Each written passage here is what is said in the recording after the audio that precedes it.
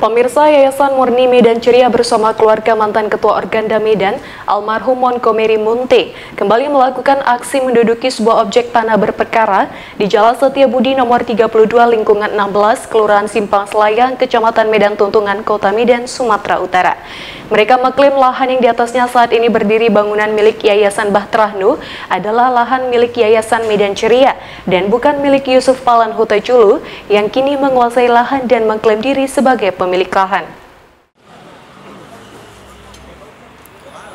Ratusan massa yang terdiri dari Yayasan Murni Medan Ceria bersama keluarga mantan Ketua Organda Medan, almarhum Montgomery Munte, kembali menduduki sebuah objek tanah berperkara di Jalan Setiabudi nomor 32 lingkungan 16, Kelurahan Simpang Selayang, Kecamatan Medan Tuntungan, Kota Medan, Sumatera Utara, Rabu siang kemarin.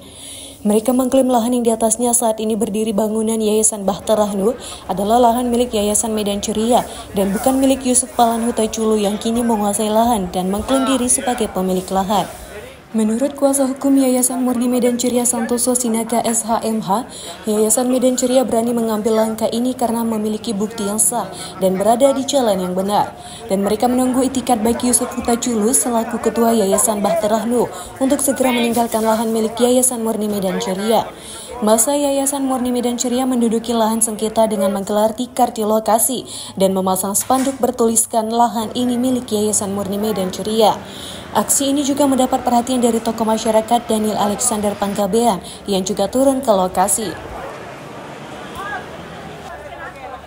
Diketahui tanah sengketa merupakan milik mendiang Montgomery Munte yang dibeli atas nama Yayasan Medan Ceria dan sebelumnya juga telah digugat keluarga melalui kuasa hukumnya terhadap Yayasan Bahtera Nuh dan Yusuf Palan Huta Julu sebagai tergugat.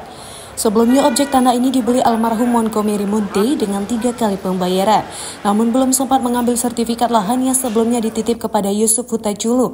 Almarhum Montgomery Munte meninggal dunia, hingga Yusuf Huta Julu menguasai lahan sampai sekarang ini.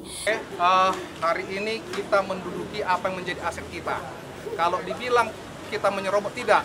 Intinya kita yang diserobot hari ini. Berpuluh-puluh tahun. Kenapa saya bilang gitu? Ini adalah milik Medan Ceria. Akta tahun 97. Medan Ceria lah membeli ini. Alas haknya Pak Montgomery Munte bertindak dan atas nama Yayasan Medan Ceria. Jelas. Kuasa jelas. Jelas, ya. Ini surat tanahnya. Oke.